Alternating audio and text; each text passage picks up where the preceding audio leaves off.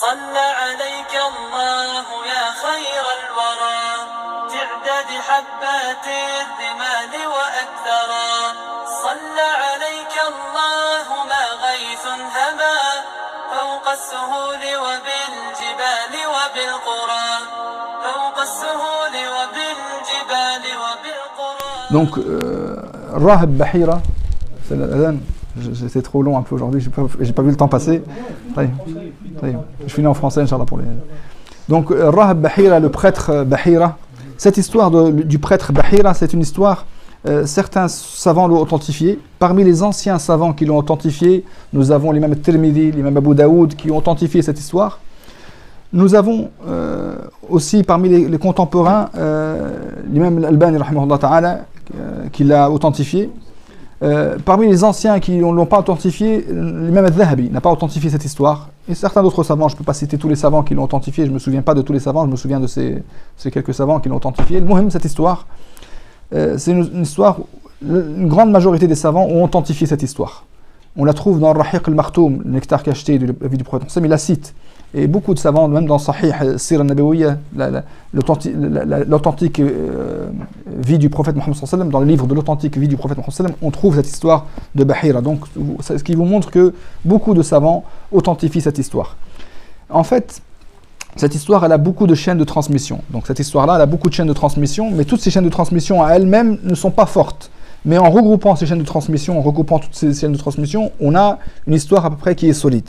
Donc moi je vais vous donner tout ce qui a été dit dans toutes ces chaînes de transmission, toutes les histoires en rassemblant toutes les versions qui ont été dites, parce qu'il y a plusieurs versions dans cette histoire. Donc je vous dis toutes les versions à peu près, et après je vais vous dire qu'est-ce qu'il y a d'authentique dans toutes ces histoires-là, dans toutes ces versions, qu'est-ce qui se répète dans toutes les versions, parce que dans toutes ces chaînes de transmission, il y a une histoire qui se répète et qui est la même de partout, il y a des choses qui ne se répètent pas. Ceux qui ne vont pas se répéter, les actions qui ne vont pas se répéter, c'est ça qui sera le moins authentique et qu'on ne prendra pas ou qu'on ne va pas considérer comme authentique. Donc déjà, la rencontre de Bahira, c'est quelque chose d'authentique. Ce prêtre qui a rencontré cette caravane commerçante qui est sortie de Mecca pour aller à Shem pour le commerce, il y avait Abu Talib dans cette caravane commerçante, et ils sont partis jusqu'à Shem. En cours de chemin, ils se sont arrêtés près de un endroit où ils avaient l'habitude de s'arrêter, c'était près de ce prêtre qui s'appelait Bahira. C'est un endroit où tous les voyageurs s'arrêtaient pour prendre une pause et pour manger, et on s'occupait d'eux. Mais le prêtre Bahira, il y avait des gens qui s'occupaient des voyageurs, mais le prêtre Bahira jamais ne sortait pour accueillir des voyageurs. C'est la seule fois où ce prêtre-là, quand il a vu les voyageurs, il est sorti, il les a accueillis. Et ça a étonné les Qurayshites, ils ont dit, subhanallah, comment c'est la première fois que vous nous accueillez cet accueil-là. Il a dit, le prêtre, il leur a dit, moi je vous ai accueillis parce que j'ai vu cet homme-là qui était avec vous. Il a pris sa main, il a dit, ça c'est le messager, le dernier des messagers, ça c'est celui qu'Allah va envoyer pour miséricorde à l'humanité. Et il leur a dit, moi je suis sorti parce que j'ai vu, ils ont dit, comment tu sais que c'est un messager? Il a dit, parce que j'ai vu tous les arbres et toutes les pierres se prosterner à ce messager. Et les arbres et les pierres ne se prosternent qu'à un prophète et un messager. Et j'ai vu toutes les pierres et les arbres se prosterner. Comment ils se sont prosternés? Peut-être qu'ils se sont déplacés un petit peu en sa direction, que les arbres se sont penchés vers sa direction. C'est comme ça qu'on peut parler de sujoud, de prosternation. C'est pas qu'ils se sont prosternés complètement, mais il y a eu un mouvement qui s'est fait. Tous les arbres d'un seul coup se sont dirigés vers la direction de cette caravane. Les pierres se sont dirigées vers la caravane, ça veut dire qu'ils ont bougé vers le niveau de cette caravane qui avance. Donc ça a attiré l'attention. Et il a dit que ces pierres et ces arbres se sont prosternés au messager Muhammad sallallahu alayhi wa sallam. Donc, et après, il a demandé qui est son responsable légal. Ils l'ont dit Abu Talib. Il a dit, est-ce que c'est qui cet homme-là, c'est qui ce jeune garçon pour toi? Il a dit, ça c'est mon fils. Il a dit, c'est impossible que son fils est encore vivant. Son père est encore vivant. Ce fils, son père, il doit être mort, il doit être orphelin. Il a dit, c'est vrai, je ne suis pas son père, mais je suis son oncle. Il a dit, je te supplie de ne pas le ramener à Shem, parce que les Juifs, ils vont remarquer ce que j'ai remarqué. Et ils vont le connaître avec les qualités que j'ai reconnues. Il a derrière son dos, derrière son épaule, une petite chair de viande qui s'appelle le sceau prophétique. C'est une petite chair de viande avec des poils dessus. Et c'est comme ça qu'on sait que c'est le dernier des prophètes. Ils vont savoir que c'est le dernier des prophètes. Et ce sceau se trouve sous son épaule gauche. Et ils peuvent le voir et ils peuvent le reconnaître avec plusieurs autres signes, bien sûr.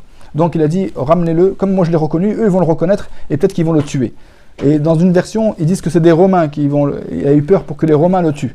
Wallah, il y en a qui disent ça et ça. Puis après, Quand le prophète Mohammed sallam est venu pour s'installer, quand il leur a ramené à manger, quand le prophète Mohammed sallam est venu pour s'installer, il a vu qu'il y avait de l'ombre, que tout le monde s'était assis déjà sous l'ombre d'un arbre. Il a voulu s'asseoir dans l'ombre de cet arbre-là, mais il a vu que tout le monde était déjà assis, donc il est parti du côté où il n'y avait pas d'ombre. Le prophète Mohammed sallam, il s'assit dans le côté où il n'y avait pas d'ombre. Et en venant, il y avait il y avait un nuage sur le prophète Mohammed sallam qui le protégeait de la chaleur du désert. Et il s'est rapproché vers cet arbre-là, et quand il s'est assis de cet arbre, l'ombre s'est retournée et s'est dirigée pour protéger le prophète Mohammed sallam. Donc l'ombre, elle a changé de côté, elle a préservé le prophète Mohammed sallam. Ça, c'est ce qui est rapporté dans ces histoires. Et puis, il est rapporté aussi dans une autre version que Abu Talib est revenu lui-même à Mecca. Et dans une autre version, c'est pas Abu Talib qui est revenu, mais il l'a envoyé avec Abu Bakr et Bilal, l'esclave de Abu Bakr. Et ils sont revenus avec le prophète Mohammed sallam à Mecca. Et Abu Talib, il a continué son chemin, il a continué son commerce. Qu'est-ce qui est juste dans cette histoire et qu'est-ce qui n'est pas juste? Dans toutes les versions, si on rassemble ces versions-là, ce qui est juste, c'est que ce qui est sûr que Bénullah Ta'ala c'est juste, c'est que Bahira, ce prêtre, il a vraiment rencontré le prophète Mohammed sallallahu alayhi wa sallam. Ça c'est sûr et certain qu'il l'a rencontré, Bénullah Ta'ala. Ça c'est authentique. Deuxième chose qui est authentique, c'est qu'il lui a demandé de revenir à Mecca. Ça c'est authentique et c'est sûr qu'il lui a demandé de revenir à Mecca par crainte qu'il soit tué par les Juifs et pas par les Romains. Il y a une version qui dit les Romains, mais la version la plus juste c'est qu'il craignait que les Juifs le tuent. Autre chose, c'est que les pierres et les arbres se sont prosternés. Dans toutes les versions, on voit que les arbres et les pierres se sont prosternés au prophète Mohammed sallam. Donc se sont dirigés vers le prophète Mohammed sallam dès qu'il est arrivé, il est arrivé. Le fait qu'il y a un nuage qui était au-dessus du prophète, ça ce n'est pas authentique parce que c'est une seule version qui le cite, il n'y a pas de version qui le cite. Il n'y a pas beaucoup de versions, il y a très peu de versions qui le citent. Le fait que Abu Bakr et Bilal, c'est eux qui ont ramené le prophète Mohammed sallam à Mecca, ça aussi c'est une seule version qui le cite, donc on peut pas l'accepter. Qui n'est pas authentique, c'est donc un sanad da'if qui la rapporte. On ne peut pas aussi accepter Shajara, l'arbre, l'ombre de l'arbre, quand ils sont venus s'installer, l'ombre a changé de côté. Ça aussi, ce n'est pas authentique. Mais tout le reste, Inch'Allah, que les pierres se sont prosternées au prophète Mohammed, ça c'est authentique. Quand on dit se prosterner, ils se sont dirigés vers le prophète Mohammed, ils se sont rapprochés de lui, ils ont fait un petit mouvement pour se rapprocher de lui. Les arbres, ils se sont penchés en direction du prophète Mohammed. Ça s'est réellement passé. Wallahu ta'ala alam, d'après ce qu'ils ont authentifié les savants. Wallahu ta'ala alam. Donc c'est pour ça qu'on cite ces choses-là. Et tout ça, c'est des miracles du prophète Mohammed. Bien sûr, tout ça, ça nous montre l'authenticité de la prophétie, ça nous montre aussi des signes pour préparer les gens que cet homme-là est différent des autres et qu'il lui arrive des choses extraordinaires. Depuis son enfance, on voit des choses extraordinaires. Depuis 4 ans, quand on a vu qu'ils ont ouvert sa poitrine et ainsi de suite, toutes ces choses-là extraordinaires qui arrivent au prophète, ça montre sa prophétie. Excusez-moi d'être long. Subhanakallah wa bihamdik. Nashhadu an la ilaha illa anta.